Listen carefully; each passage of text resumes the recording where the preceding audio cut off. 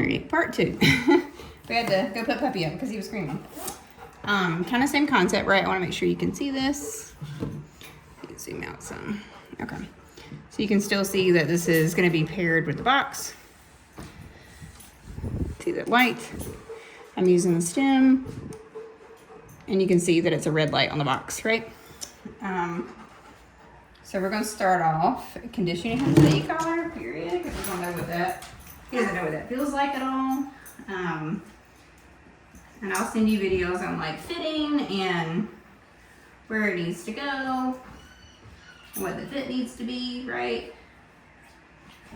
And I'm going to leave a leash on because of that behavior, right? This is crazy. Crazy behavior where he just gets extremely overstimulated and frankly becomes kind of mouthy, and that can become not a great behavior in general, right? So I'm going to put this on 1. I hope you can see everything.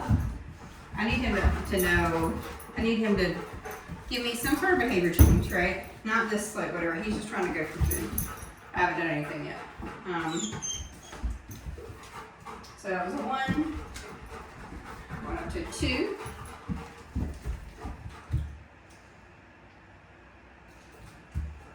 I'm just going to drop him so he doesn't think, because I would love to see if there's any kind of behavior change because he's so like overstimulated until it's up.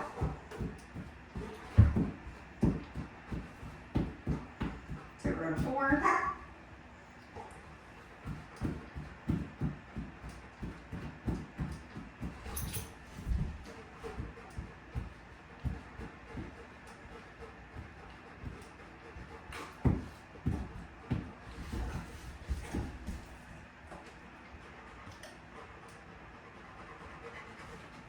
Okay, I think you can kind of feel that just based on his, he's not typically a look around kind of dog, right?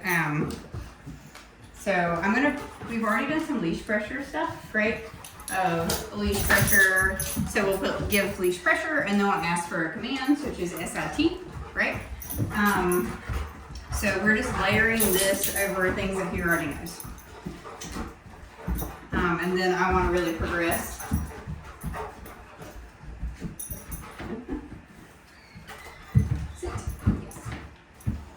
So you'll see me give pressure, and then a command, and then I'll reward him, right? And I think, good job.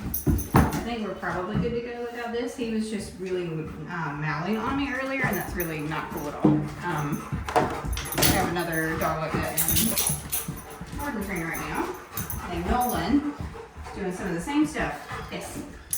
So he's finding that heel position, which I will definitely take. And I'm not using the e-collar right now, right? I'm just asking for him to do anything and find that heel position.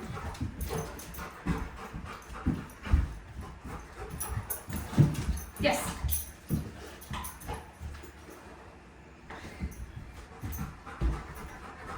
Again, not using the e-collar yet. You can tell when you see the box, right? Make sure this is actually recording. I don't remember if I hit record. It is, okay. Yes. So he's finding the heel position nicely without me asking. Yes. Great. Great.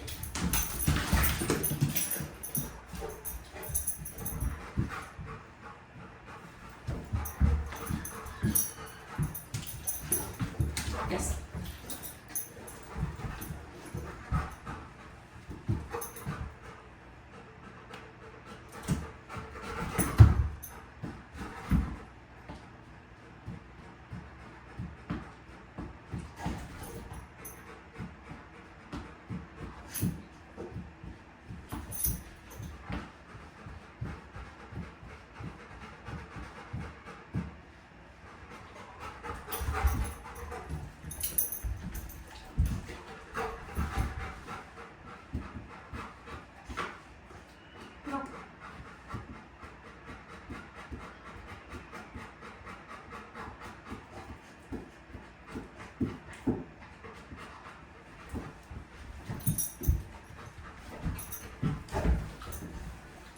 Said was doing everything but.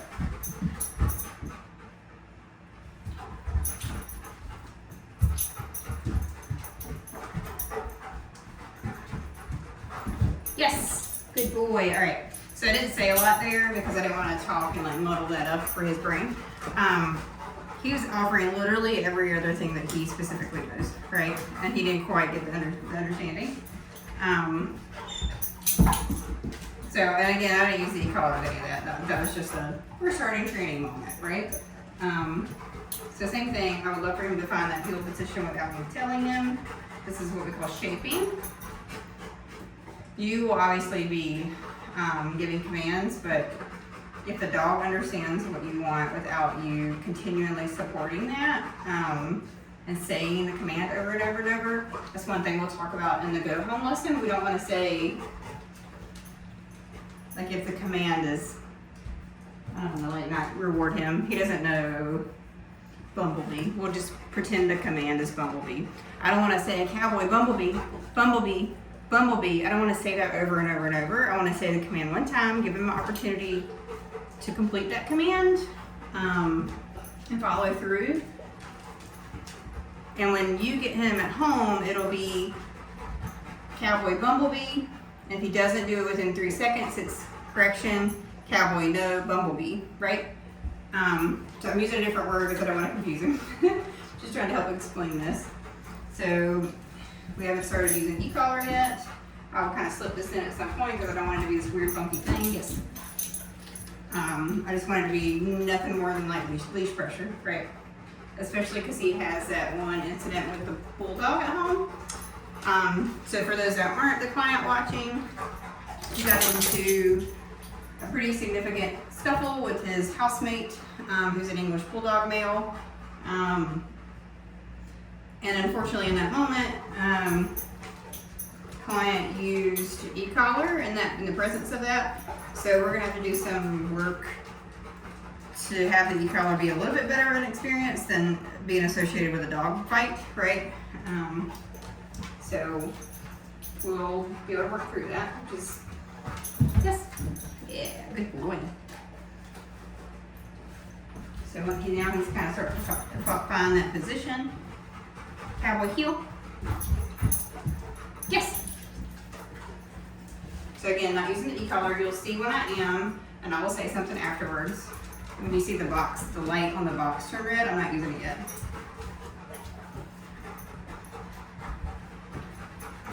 Cowboy heel. Yes. Good boy. Yes. Break.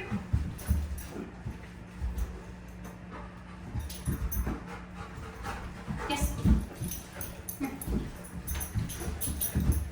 Yes, good job.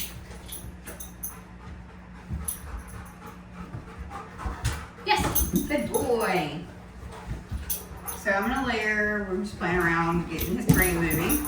I'm gonna layer the e-collar on something that he already knows. He already knows SIT fairly well, more than he knows heel, right? Cowboy, heel. Heel. Yes. Good job. So I'm still helping him a lot with my body language, right? I'm kind of luring him in, letting him get rewards here, pulling my hand back, and he's getting rewards here, right? That's kind of luring. Eventually I want to fade the need to lure. I would love to go, Cowboy, heel, and he just kind of spin into heel, right? Cowboy, heel.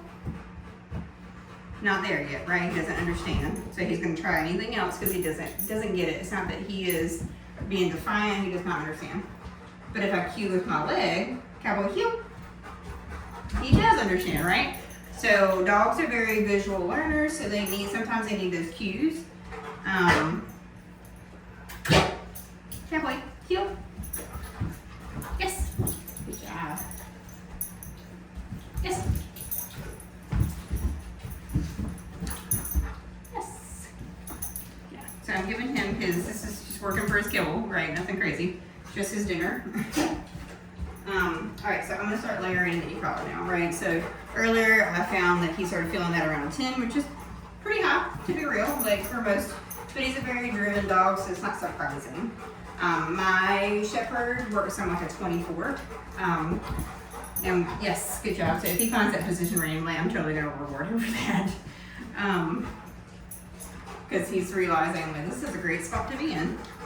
So if I have kibble in my hand and he runs there and he's like understands. Yes. That this is like his happy place, right? He knows sit fairly well, so I'm not going to dig in my treat pouch for food yet. I'm just going to ask for the command, and I'm going to layer pressure first. So you'll see e-collar pressure, then you'll hear me say, sit. Yes. And then you'll see me pay him for the YES, right? So, break. So I'm not going to have food in my hand. Thanks, I do the cowboy sit. Yes. So I know he can feel this. Sit. Yes. I want him to think that he is, I want him to think that he is controlling all this pressure, right? So if he feels a stem, I want him to think, oh, I'm cutting that off by doing the thing that she's asking me to, right? We don't just use e-collars for corrections, we use it for obedience, and then we have 2 buttons on the remote, which I'll get into with you separately. We have our black button, which is our working level, and then we have our red, which is our corrective level. We are not in the phase of learning what corrections are quite yet.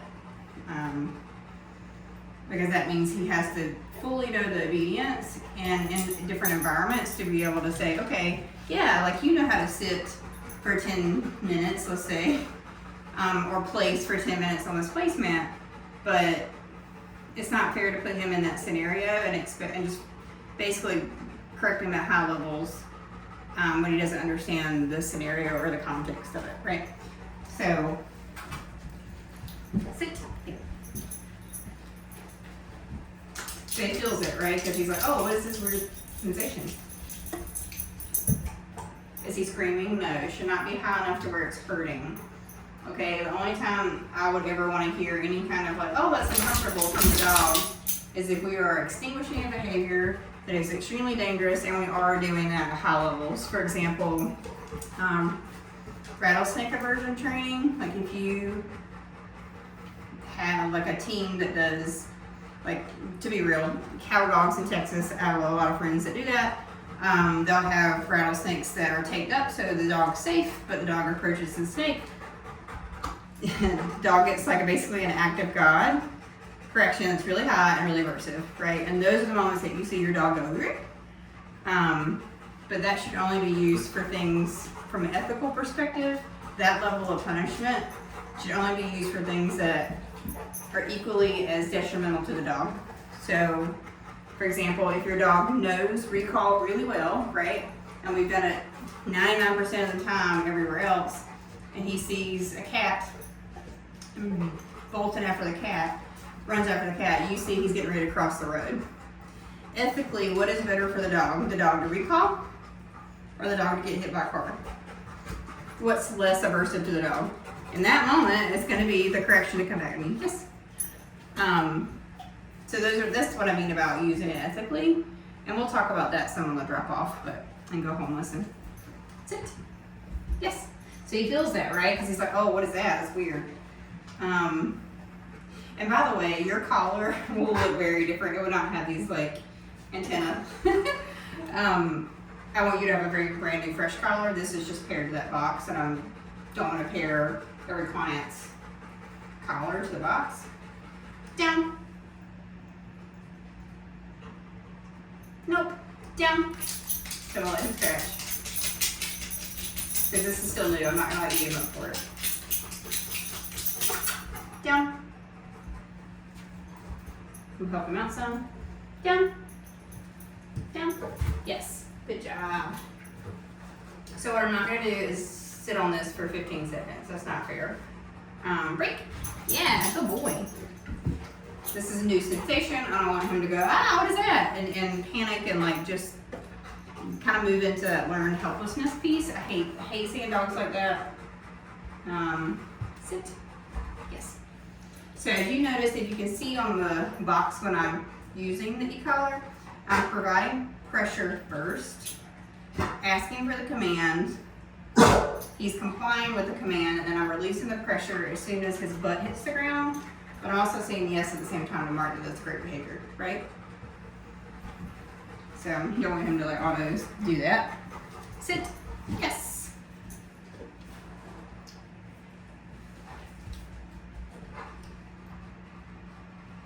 Down. Nope. Down. Yes. Good job. Good boy.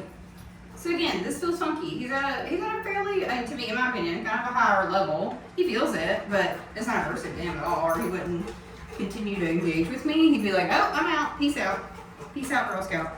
Yes. I'll give him that again for just finding that heel position. Yes.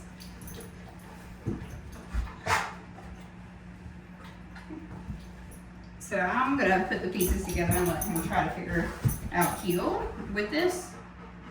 I'm turning it down some because this is kind of newer and I don't want him to get confused and frustrated. So I'm at I'm at an 8. You can see that or not. An 8. A little bit lower than what he felt it. We'll see. So pressure first, then ask for the command. Heel. Yes. Good job. Sit. Yes. Down. Yes. Good job. Good boy. Break. Yeah. Good boy. Sit. Good boy. Nope. Thank you. Nope. Sit. Up, up. Good job. Nope.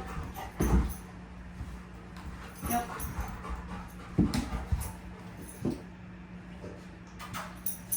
Nope. Down. Yes. Good job. Break. Yeah, good boy. Good job. So we're gonna go back to that heel position, right? Yes. He's doing that on his own. I'm not using the e-collar every single time. I do want him to understand pressure on, pressure off, but sit. Yeah. Good job.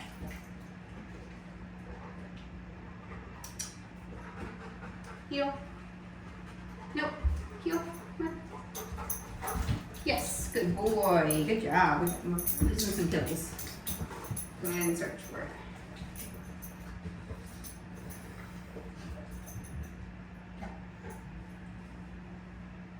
Just realized there's another dog in the next room. Yes. Not no e-collar involved with that. I'm just paying him for looking at it because he just realized there was a dog in this French door scenario. It's glass, so you can still see that there's dogs there. Cowboy. Yep. Good job. But she's kind of it's my female. She's kind of walking around, and she was out of eyes view, and now she's just hanging out in the dog bed. So, whew, you okay? Down. Yes.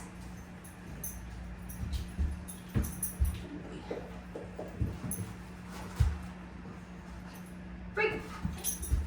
So I'm using his release word again. So when we get to the point of asking for duration, which we'll get there, still in the first half of the board game,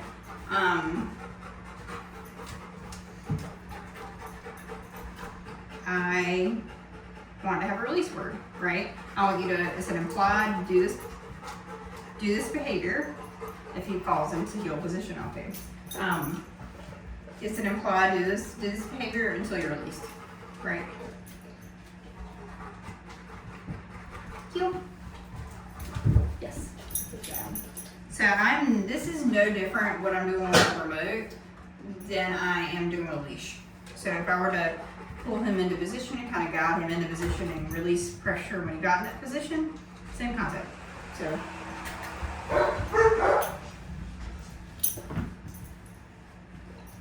Sit. Yeah.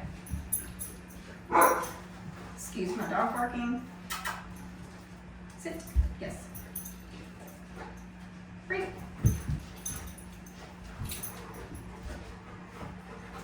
Yes.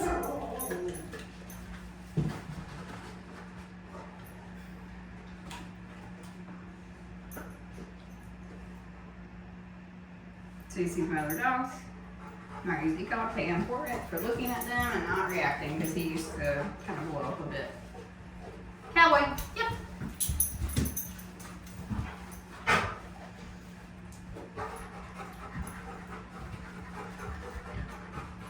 Heel. Oop. Should we just feel that?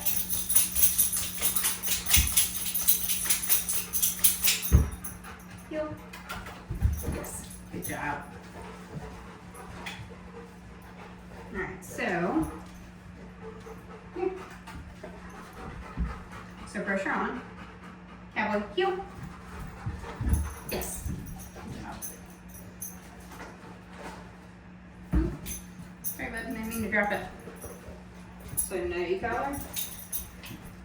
Good boy. But I want him to kind of stay here, right? Cowboy. Heel. Yes. So pressure on. Cowboy, heel. Yes. Good job.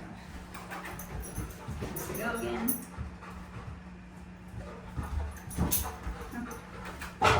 Oof. Good job. Yep. Yes. Yes. Yes. So notice the box, right? Notice the lights.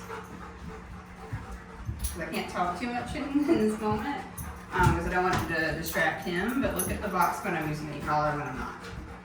So pressure on, he does a command, he gets lower. Yes. Yes. Yes.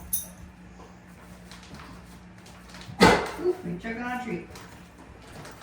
Choking on a treat, choking on a treat. If he does a successful loop in this, I'm going to give him a big reward, call it a day, say he's release command, and put him up, right?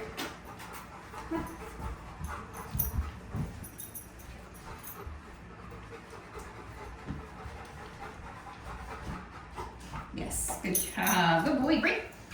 Good boy. Oh my goodness, you did so good. He's so slobbery. You're so slobbery. I think we went through all of his dinner. Let me double check. Okay, a little bit more. So one more round. I lied. One more.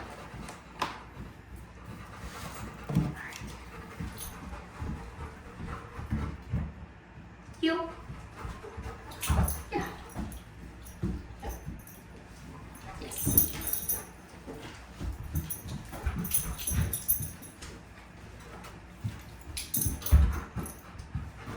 Yeah, good boy. Good job. Good job. I didn't ask for anything. He's very cute though. I'm gonna get a picture for you for Mom. Yeah? Right. Alright.